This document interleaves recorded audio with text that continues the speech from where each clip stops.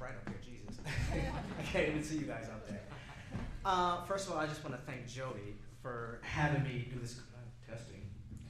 I want to thank Jody for having me do this commission a second year. I did the same concert last year, and it went great. So thank you for having me back doing this commission this year as well. The group is wonderful.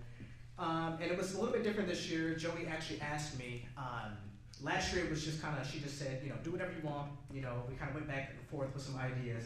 This year she was a little bit more specific, and she said, I would love to see you incorporate a spiritual, being that this is an African-American concert. So, it was a little bit more of a challenge for me this year.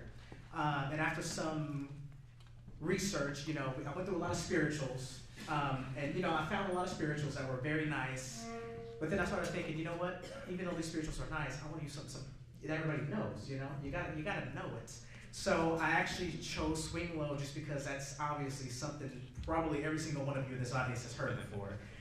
So I used that as a kind of like a foundation. I didn't really want to just rewrite the song, kind of take the melody and just reharmonize it like so many people do. So this composition, each piece is an original composition, but the spiritual really is like intertwined in the actual piece. So you got to use your ears because sometimes it's a little bit hard to hear where the actual spiritual comes into play. So I'm challenging you all as an audience. But what I did was, thank you.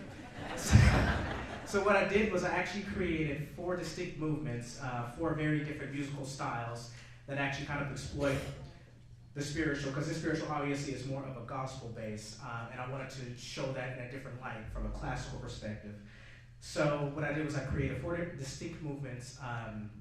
The spiritual is very well hidden, so use your ears. And this is actually a world premiere for me as well. Last year I actually got to hear the piece before it was performed. This year I was unable to make the actual rehearsal, so I'm just as excited as you guys because I have not heard it yet. So we're in this together.